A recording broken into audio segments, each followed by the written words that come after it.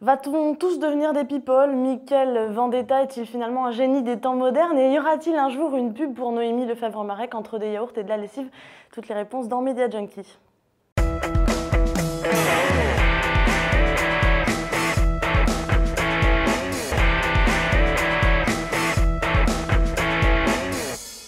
Ce qui fait quelqu'un de vous d'unique fera de vous une personne à succès. Cette citation est de William Arruda, le chantre du personal branding aux États-Unis.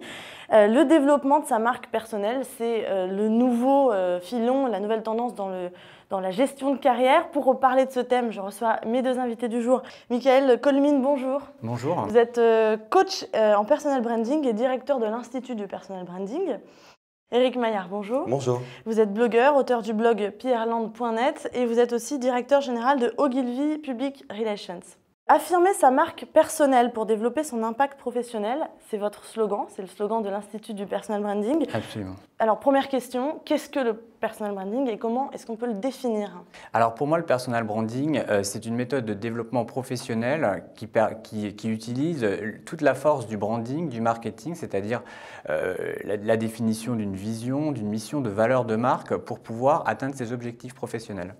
Éric Maillard, vous avez la même définition du personal branding? Alors, sur le fond, c'est la même définition. Elle varie un tout petit peu parce que je la projette plus loin, en tout cas au-delà de la sphère professionnelle. Si je me l'applique en tant qu'individu qui pense être une marque, notamment sur Internet, je ne crois pas que ça s'arrête à la vie professionnelle. Je ne pense pas que ça réponde que à des objectifs professionnels et à un plan de carrière, mais ça peut s'appliquer à la vie au quotidien, dans son propre écosystème personnel. Vous êtes blogueur, hein, je vous pose la question, est-ce que pour vous le blog, c'est l'outil par excellence du personal branding? Non, ça a été le mien à l'origine. C'est-à-dire qu'au tout début, quand j'ai créé un blog, je ne l'appelais pas personal branding, en tout cas la démarche, je ne l'appelais pas personal branding, mais ça relevait de ça. C'était la volonté d'avoir une visibilité sur Internet qui me permet de prendre d'une certaine façon connaissance avec ce territoire et d'y avoir une présence. La présence que j'ai, éviter qu'elle puisse être prise par d'autres tout simplement. Après, est-ce que le blog est l'outil par excellence? Non, parce que ça dépend des individus, de ce que chacun souhaite exprimer, de la capacité qu'il a à l'exprimer. Dans une sphère plus professionnelle, par exemple, je ne crois pas que ce soit l'outil à mettre au premier plan. Et puis, avec l'avancée et la multiplication des réseaux sociaux sur Internet, je crois que le personal branding s'exprime surtout à travers un maillage de réseaux et de plateformes d'expression. Le blog n'en est qu'une petite partie, il y en a bien d'autres. Mickaël Colmin, vous conseillez des entreprises. Alors ça veut dire qu'il y a aujourd'hui des sociétés qui ont un budget à consacrer au personal branding? Absolument, dans le cadre du développement de leur cadre ou cadre supérieur. Hein. Alors ça peut s'intégrer aussi dans le développement du leadership parce que ce qu'on voit souvent, c'est que la visibilité au sein de l'entreprise des hauts potentiels passe aussi par l'expression de qui ils sont. Beaucoup d'entreprises aujourd'hui ou alors elles sont innovantes, mais elles souhaitent effectivement que ces personnes-là puissent être identifiées à l'intérieur de l'entreprise et quand elles sont très innovantes aussi à l'extérieur de l'entreprise, quand elles ne craignent pas de se les faire déboucher. En tout cas, il y en a qui ont bien compris l'enjeu du personal branding, notamment Nicolas Catard, qui pour se faire embaucher a créé un clip il y a quelques mois. On regarde ça tout de suite. Je veux travailler, je ne veux pas rester à ne rien faire de toute la journée. Je suis un excellent chef de projet. Pour vous qui serez peut-être la société qui aura la chance de m'embaucher, vous allez gagner plein de marchés et je vous y... Alors on le voit, messieurs, cette personne, donc Nicolas Catard, a été recruté un mois seulement après avoir mis en ligne sa vidéo. Est-ce que la e-réputation, c'est très important? Est-ce que les entreprises aujourd'hui veulent recruter des personnes qui ont une e-réputation très forte, justement? Alors, je pense que ça dépend des entreprises, de leur maturité. Je pense que Mickaël a beaucoup de chance de travailler avec des entreprises qui ont quand même une évolution assez forte ou une maturité assez forte par rapport à ces problématiques-là. Et je crois que les individus, et notamment dans les plus jeunes populations, sont beaucoup plus matures, ont pris cette conscience de l'importance de se mettre en valeur et de créer leur propre marque sur Internet avec un objectif de recrutement clair derrière, de façon vraiment plus avancée que la plupart des grandes entreprises avec lesquelles ils m'arrive de travailler également, qui commencent à l'intégrer. On est au tout début de quelque chose. Là, on voit l'exemple de Nicolas, mais il y en a beaucoup d'autres, des exemples depuis plusieurs années maintenant, avec des formats plus ou moins événementiels, pour tout simplement attirer l'attention des recruteurs. Il faut aller toujours au plus original, en fait. Il faut être unique pour avoir de la valeur. valeur. Distinct en tout cas. Oui, où il faut avoir la capacité d'arriver en première position sur Google quand on tape meilleur expert dans tel métier. Par exemple, c'est peut-être moins événementiel, mais je pense que pour le futur, ça va être plus performant. On sait bien qu'aujourd'hui, un recruteur, avant de rencontrer un candidat, il googlise, comme tout le monde. C'est intéressant de regarder ce qui sort à ce moment-là. Ouais. Est-ce qu'à contrario, quelqu'un qui n'a pas construit sa réputation sur Internet et quelqu'un qui ne va pas être embauché, est-ce que c'est la loose? On a eu une conversation avec Eric assez intéressante sur effectivement la réputation et comment on peut se faire voler sa réputation. Parce que, enfin voler, c'est un bien grand mot, mais effectivement… Mais déjà, quand on n'en a pas, est-ce que c'est important aujourd'hui de faire attention à ça, de la construire d'une manière méthodique? Est-ce qu'il y a des règles pour construire sa marque personnelle? De mon point de vue, oui. De mon point de vue, il faut à minima avoir un profil sur un des deux services principaux du type LinkedIn. C'est-à-dire que ne pas avoir, de mon point de vue, puisque ce que vous disiez tout à l'heure est tout à fait vrai, j'ai été DRH, quand on est DRH, la première chose qu'on fait avant un entretien, c'est quand même de regarder. C'est tellement rapide, facile et gratuit. Donc, aujourd'hui, ne pas avoir, de mon point de vue, un profil sur LinkedIn ou un service équivalent, ça revient à ne pas avoir de CV. Est-ce que c'est le minimum, mais est-ce que c'est suffisant, Eric Maillard? Encore une fois, si on parle de manière très globale, je ne suis même pas sûr que ce soit le minimum. Ça dépend de qui on est, où on s'exprime, où on veut aller. Tout le monde n'a pas envie d'être cadre dans une entreprise de service. Donc, si j'ai d'autres ambitions dans la vie, avoir un profil sur LinkedIn n'a peut-être absolument aucun sens. La seule règle que je me suis imposée, en tout cas, est celle d'avoir très conscience du fait que quand on est sur Internet, tout ce qu'on fait laisse une trace, et c'est pour toujours. Est-ce qu'il faut laisser transparaître ses failles aussi ? Alors, oui, mais pas à tout. Laisser transparaître les failles, oui, mais c'est une règle de communication de base. Quand vous laissez transparaître quelques failles, on croit d'autant plus les forces que vous mettez vous-même en avant.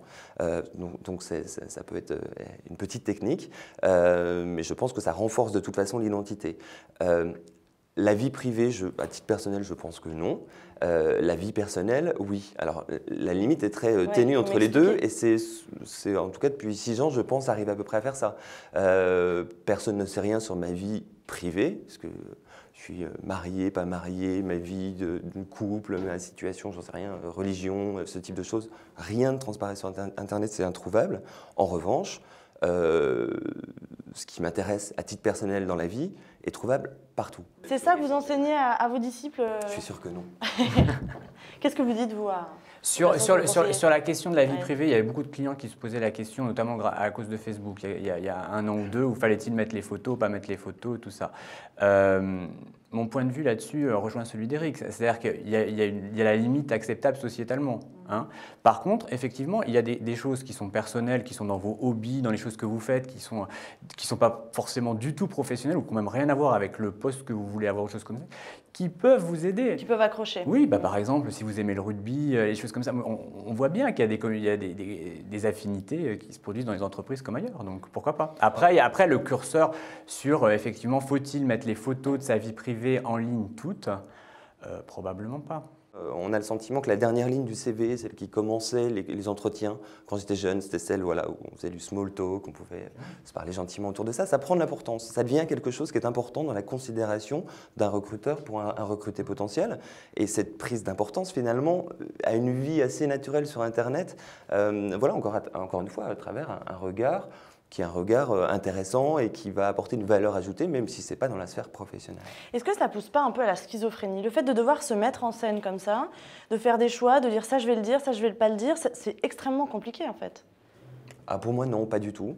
Concrètement, je n'ai pas envie de parler de ma vie sexuelle sur Internet, donc c'est simple de ne pas avoir envie de faire quelque chose et de ne pas le faire. Et tout le reste, j'en ai plutôt envie et je ne vois pas de blocage particulier pour ça. Est-ce que vous ne pensez pas qu'il y a une concurrence, qu'il peut y avoir un conflit entre la marque personnelle des individus et celle des entreprises? dans lesquels ils travaillent? Ouais, non, non, je pense vraiment pas. Enfin, en tout cas, de ce que j'ai eu l'occasion de voir, si vous voulez, je pense que les individus, hein, comme les DRH le disent depuis longtemps, le capital de l'entreprise, c'est les individus. Alors, est-ce que c'est une réalité dans toutes les entreprises? Certainement pas. Mais que dans beaucoup d'entreprises, finalement, les premiers ambassadeurs de l'entreprise sont les gens qui sont dedans. Donc si on ne les laisse pas exprimer tout ce qu'ils ont, tout le potentiel qu'ils ont, et porter certaines valeurs de l'entreprise, parce qu'aucun individu ne porte toutes les valeurs du mission statement d'une entreprise en général. Mais je pense que c'est très très fort justement de pouvoir faire ça, de pouvoir... Donc il y a des entreprises qui encouragent leurs employés sûr, à développer leur marque, à être visibles. même au sein des entreprises elles-mêmes. Alors à l'interne, effectivement, il y a aussi, alors il y a vers l'externe, c'est-à-dire être représentatif, porter la marque en montrant aussi avec des témoignages, en montrant aussi comment aussi dans leur vie ils croient à ces valeurs, vraiment. Alors, vous l'avez vu dans plein d'entreprises, hein, chez Apple, chez Google et dans d'autres entreprises françaises. Hein. Moi, j'étais chez Michel et Augustin il n'y a pas longtemps. Bon, parce qu'on dit souvent le personal branding, c'est un truc américain. J'invite tous les gens qui regardent cette vidéo à aller chez Michel et Augustin, voir comment une marque personnelle peut être transmise à la fois aux clients, mais aux employés. C'est redoutable. Hein. Le contour de cet exercice-là est limité par le fait que ça... je fais des RP depuis 15 ans. Le format d'origine des RP, c'est d'incarner une marque ou une entreprise à travers ses forces vives, les gens, et de finalement la faire incarner par des ambassadeurs. On peut l'appeler du personal branding si on veut, mais c'est quand même bien des ambassadeurs pour l'entreprise qui incarnent les valeurs. On est sur une frange du personal branding, peut-être, mais ça n'est qu'une petite partie au final. Est-ce que tout ça, ça risque pas au final de se passer de mode? Est-ce que dans 5 ans, quelqu'un qui s'est énormément exposé sur les réseaux sociaux, sur Internet, risque pas d'être désuet? Désuet, je ne pense pas. Avoir des contradictions à gérer plus fortement qu'on en a aujourd'hui, sans doute. C'est comme les marques finalement qui passent de mode. À un moment donné, il y a certains modèles de basket par exemple qui sont très en vogue, qui sont portés par tout le monde et puis au bout d'un moment tout le monde s'en lasse. Est-ce que c'est pas le même risque avec les individus?